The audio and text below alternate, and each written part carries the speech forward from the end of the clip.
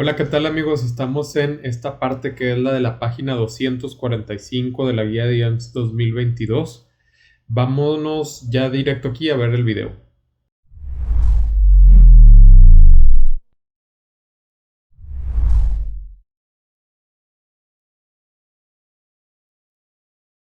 Y antes de comenzar, quiero mandarle saludos a todos los miembros del canal, los que nos han ayudado con las membresías. Es Womo, Oscar Hernández, Ángel Barrón, RGLR, Eric Quirito, Gabriela Zavala, Hauser 45, Aguilirista, Violeta Soto, Juan G, Félix Díaz, Gustavo Bárcena y, ¿cómo dice? De Pro Aarón 1045. De Pro Aarón 1045. Muchas gracias por la suscripción y por la membresía. Acuérdense, la suscripción es gratuita. Suscríbete. Con eso me ayudas mucho. Y si quieres ayudar un poquito más, sería la membresía. Le das clic a unirse. Y a cambio de esa ayuda que tú das al canal, yo te doy acceso a los PDF donde vienen todas las respuestas que llevamos hasta ahorita. Pero tampoco es indispensable. Si tú ves los videos, en todos los videos vienen todas las respuestas. Entonces, ese era el anuncio de hoy. Vámonos a la página 245 que se llama Sistema Político de México. La primera pregunta dice: ¿qué es el poder y quién lo organiza? Mi respuesta fue: el poder es la facultad de influir en las actividades o comportamiento de los otros y lo organiza el gobierno. Número 2. ¿Qué es la autoridad y quién la representa? La autoridad es el derecho de mandar y gobernar a otros. Lo representan los gobernantes. ¿Qué es un sistema? Número 3. Es el conjunto ordenado de reglas y procedimientos que regulan el funcionamiento de una comunidad. Número 4. ¿Qué es un sistema político? Es la organización de las interacciones a través de las cuales se ejerce la política en una población. Número 5. ¿Qué implica una decisión política y por qué debe de obedecerse? Implica normas jurídicas, por esa misma razón debe obedecerse. Y luego viene abajo un texto donde yo subrayé el primer renglón que dice: el sistema político mexicano se ha transformado a lo largo del tiempo. Luego pasamos a la siguiente página. De acuerdo con las características señaladas de los liberales y los conservadores, menciona 3 personajes de cada uno y describe brevemente cuál era la forma de gobierno. Yo en los liberales le puse Benito Juárez, Porfirio Díaz y Vicente Guerrero. En los conservadores le puse Antonio López de Santana, Lucas Alamán y Juan Nepomuceno Almonte. La forma de gobierno de los liberales es la República Democrática y la forma de gobierno de los conservadores es la monarquía constitucional. Durante el periodo de la independencia de México se generó la primera constitución política declarada en 1824. Menciona algunas características referentes a la misma. Ya viene ahí la soberanía. Yo en segundo lugar le puse el catolicismo como única religión. Le agregué también gobierno republicano. Le puse federalismo. O sea, aquí pusimos catolicismo, gobierno republicano, federalismo. Agregué también división en 3 poderes y el nacionalismo ya venía. Aquí en la de 1821 yo le puse forma de gobierno, era el primer imperio o imperialismo, puede ser. Primer imperio se entiende porque hubo un segundo imperio, entonces en 1821 fue un primer imperio. Las características, listos porque son bastantes. Le puse que lo encabezó Iturbide, apoyado por la oligarquía criolla, el clero, los privilegiados y el ejército. Duró menos de un año y lo derrocaron Santana y otros. Eso lo puse aquí.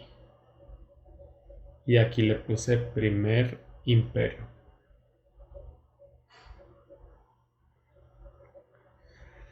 Y luego vino la Constitución de 1824, que dice que es una república federal, y en sus características le puse constante pugna entre federalistas y centralistas, intento de reconquista de España. Y luego viene la de 1835, dice república centralista.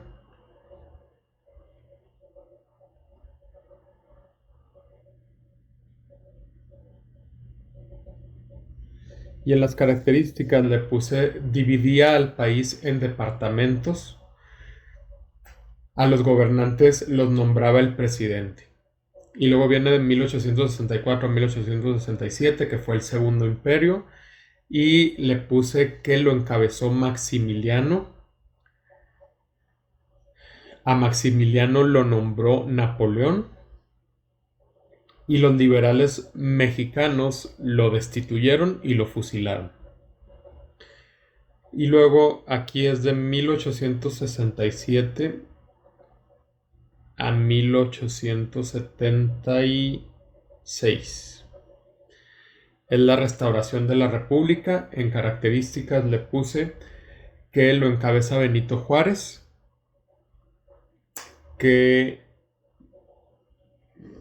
pues sí, así le puse. Benito Juárez restauró la República. Entonces, única característica, lo encabezó Benito Juárez. Y luego viene del 77 a 1910. Yo le puse dictadura. Las características es que aquí sí son muchas. La encabezó Porfirio Díaz. Hubo progreso material y capital extranjero. Hubo inversión en minería y agricultura. Impulsó la industria, la comunicación, los ferrocarriles y la telegrafía. Las condiciones de trabajo eran precarias y esclavistas. Hubo mucha pobreza y falta de democracia. Pues era un dictador, entonces pues obviamente es lo contrario a la democracia. Siguiente página es una pregunta que dice: ¿cuál es tu opinión acerca de la separación de iglesia y gobierno? Yo le puse que es buena, que cada quien se dedique a lo suyo. Segunda pregunta: ¿qué forma de gobierno se consolidó con la victoria de Benito Juárez ante Maximiliano de Habsburgo? Se consolidó la República. Con la llegada y permanencia de Porfirio Díaz en el poder, se continuó con la forma de gobierno de su predecesor. ¿Qué cambió y qué afecciones políticas causó? Yo le puse: Porfirio no fue electo, se impuso y causó la Revolución Mexicana. En la siguiente parte subrayé revolución, Porfirio Díaz, zapatismo, el plan de Ayala, el reclamo político y social y el campesinado. Causas y consecuencias del plan de Ayala. Las causas van 3. Es el fracaso de la revolución de Madero, la injusticia social y el despojo de tierras. Esas son las 3 causas. Despojo de tierras, injusticia social, fracaso de la revolución de Madero. Y las 3 consecuencias: la revolución mexicana, la guerra de revolución, los asesinatos de líderes y un precedente o bases para justicia social, sobre todo agraria, en cuanto al reparto de tierras.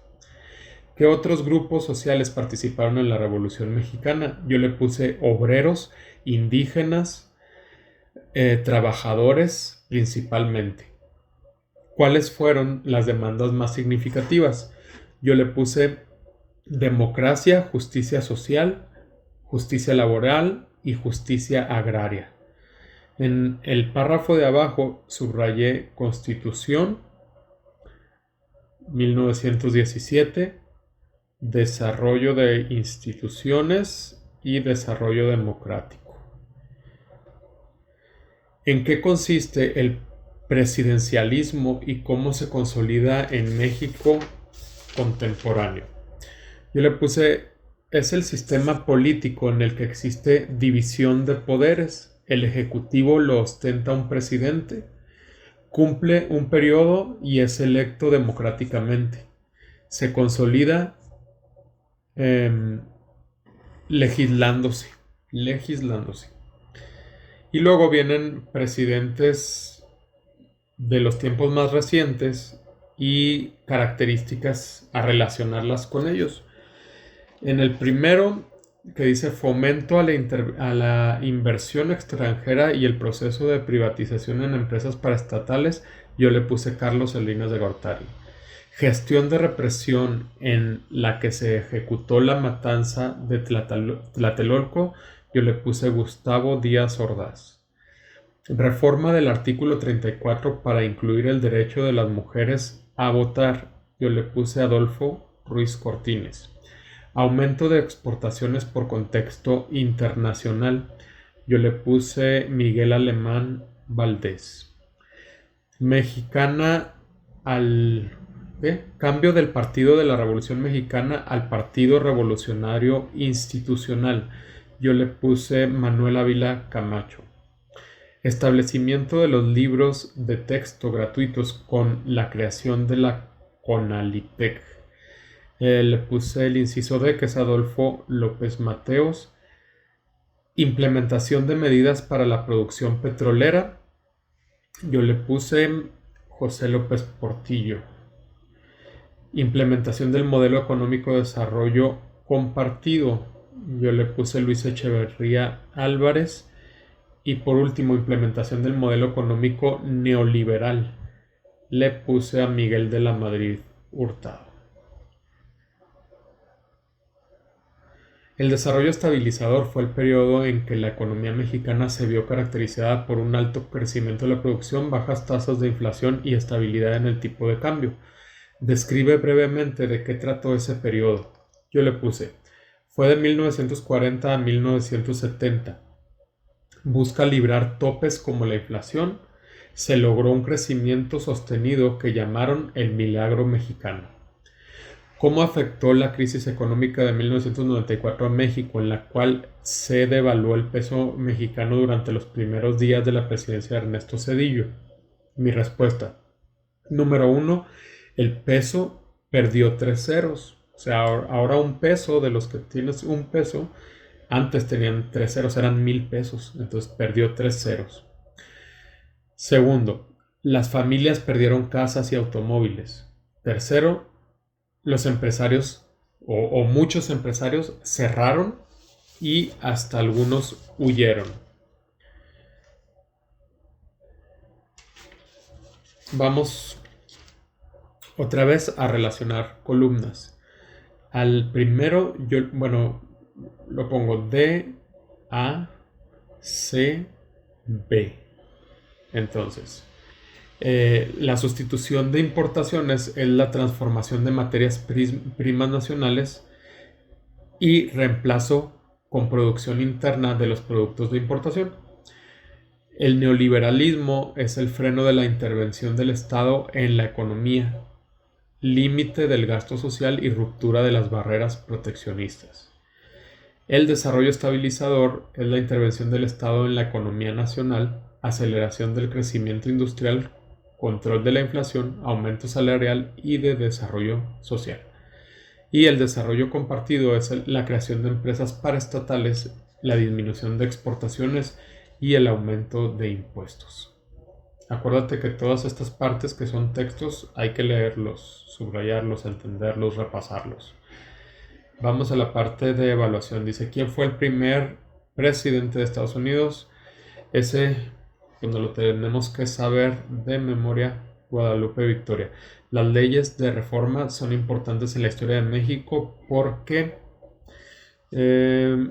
abolieron los privilegios de los militares y religiosos. La economía durante el Porfiriato se caracterizó porque estuvo dominada por extranjeros. revolucionario que inspiró el Plan de Ayala fue Emiliano Zapata. El decreto que cambió el rumbo del país al incrementar el espacio para la participación de más mexicanos es el voto femenil. La etapa económica llamada Desarrollo Estabilizador comprendió los gobiernos de Adolfo Ruiz Cortines, Adolfo López Mateos y Gustavo Díaz Ordaz. ¿Cuál es el sistema político que conforma el Estado mexicano de la actualidad? Gobierno federal con 3 poderes o federación con 3 poderes. ¿Cuál es el sistema económico por el que se rige en nuestro país actualmente? Constitucionalmente es una economía mixta o nada más simplemente economía mixta. Vamos a la siguiente parte. La democracia en México. Dice, en la sección anterior repasaste las diversas formas de organización política y económica que ha experimentado México desde su consolidación como Estado independiente. ¿Cuál es el sistema político económico actual? Los acabamos de decir. Es República Federal y economía mixta. República Federal y economía mixta. Y luego aquí subrayé democratización 1917, capítulo cuarto, ciudadanía participativa, y luego dice en el artículo 34, son ciudadanos mexicanos los que tengan 18 años y estén casados, o 21 si no están casados. Qué extraño, ¿no? Yo había escuchado que todos éramos ciudadanos desde los 18, pero aquí la Constitución dice que si estás casado a los 18, si no estás casado hasta los 21 eres ciudadano. Y que debemos de tener un modo honesto de vivir para ser considerados ciudadanos mexicanos.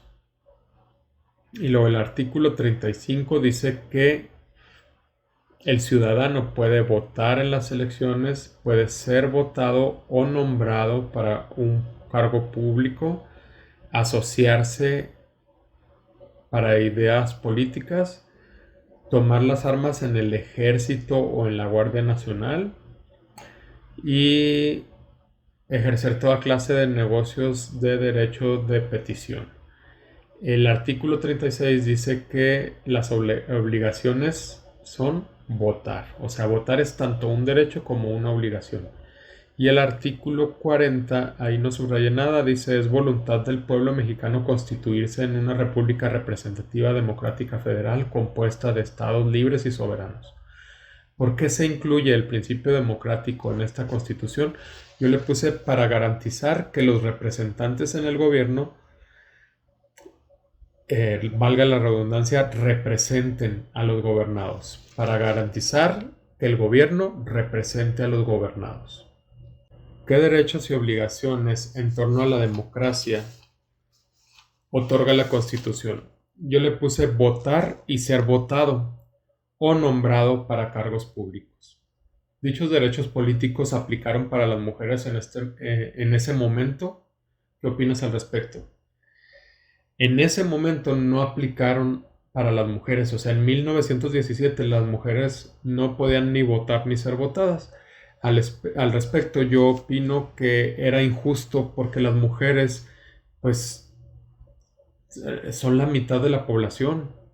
Entonces deben de ser representadas, deben de formar parte del gobierno. En resumen, eso pienso que era injusto. Qué bueno que ahora sí pueden votar y sí pueden ocupar cargos públicos y ser votadas. Tercer pregunta, ¿en qué año se establece el voto femenino en nuestro país? Respuesta, en 1953. Además de la Constitución de 1917, ¿qué otras constituciones se han implementado en México? Es la de Cádiz en 1812, la de Apatzingán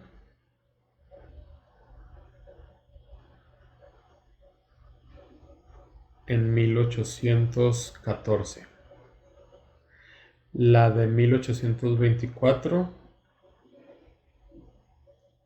la de 1836 y la de 1857. Vamos con las características de la primera, la de Cádiz.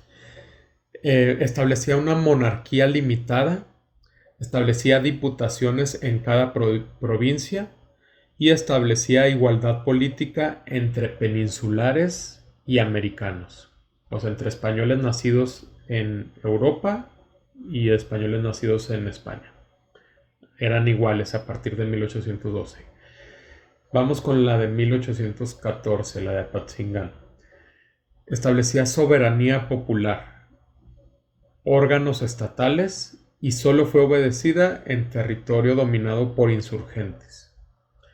Vamos con la de 1824. Establecía un estado federal con provincias autónomas, cámaras de diputados y senadores y Suprema Corte de Justicia. Vamos a la de 1836. Limitó el derecho del voto y el ejercicio de cargos públicos y estableció el supremo poder conservador, cosa que ya no existe. Vamos a la de 1857. Estableció el federalismo, la república representativa, derecho al voto a los mayores de 18 años o a partir de los 18 años y protección a los derechos humanos. ¿Qué elemento de las constituciones precursoras a la de 1917 conservan y contemplan en ella? Enlístalos. Yo le puse 6. Número 1. Cámaras de diputados y senadores. Número 2. Suprema Corte de Justicia. Número 3. Federalismo. ¿Qué es federalismo? Federalismo es que existen estados que tienen cierta autonomía. Eso es federalismo. Número 4, república representativa. Número 5, derecho al voto desde los 18 años. Y número 6, protección a los derechos humanos. Página 253. ¿Qué mecanismos aseguran el desarrollo de un sistema democrático en México y cuándo surgieron? Yo le puse las elecciones y surgieron en 1911. ¿Qué obligaciones tiene el Estado mexicano dentro de este proceso? Organizarlas y garantizar que sean libres, seguras y justas. ¿Sí?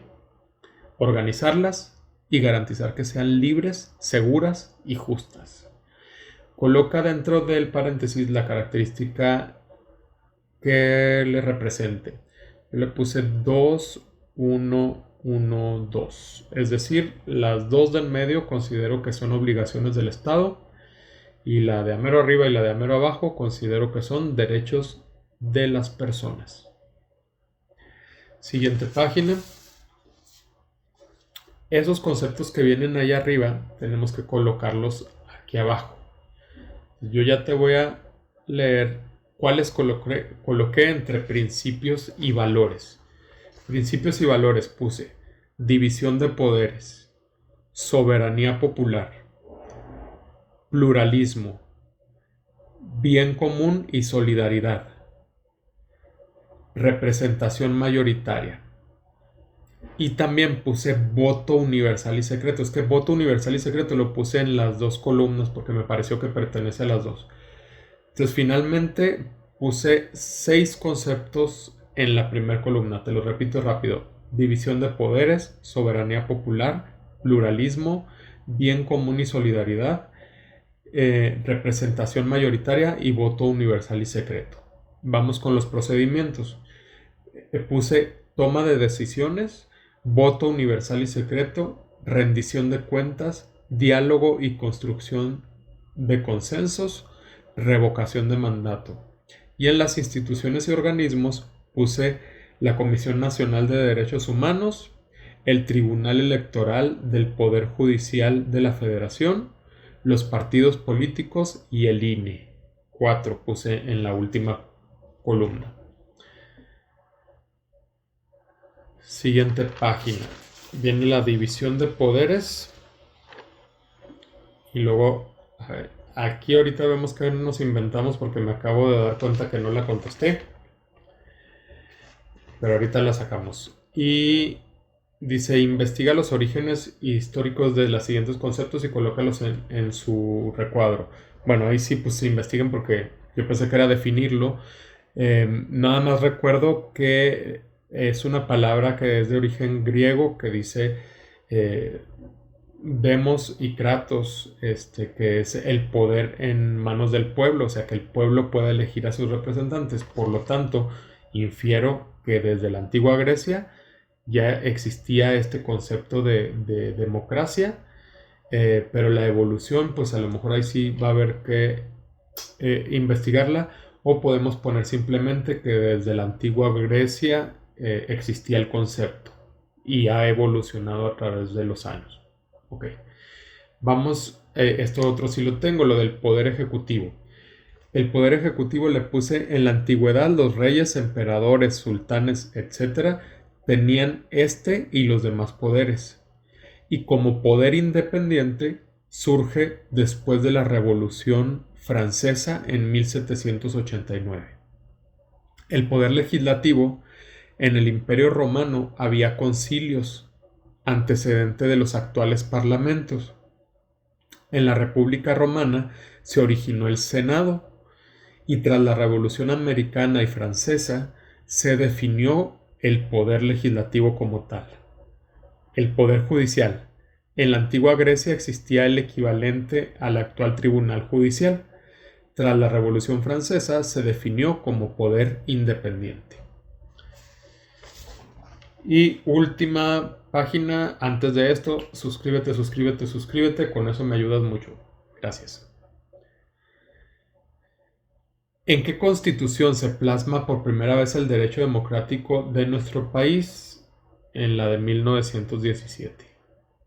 ¿Qué proceso internacional materializó por primera vez en la historia los principios de la democracia? La Revolución Francesa. Bueno, ahí subrayé el B, Revolución Francesa.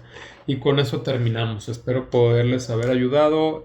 Comenten, compartan y suscríbete, suscríbete, suscríbete. Nos vemos en el siguiente video. Bye.